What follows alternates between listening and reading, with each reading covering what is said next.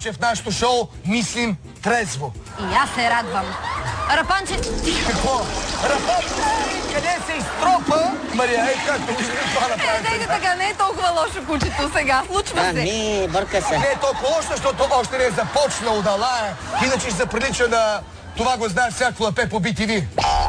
Формата на кой домакински съд имат чинелите?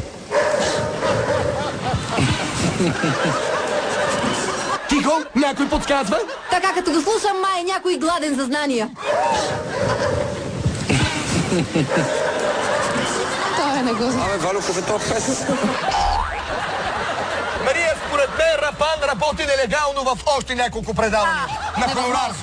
Рапан е единствен и е винаги с мен. Ако види какви неща се случват във вечерното шоу на Азис, по TV2 веднага бих хукнал натам. Да ти кажа аз. Колко толкова? Може ли да направя един подарък? Разбира се, разбира се. И за предаване. Един момент само. Рачков, престанете с тези мръсни.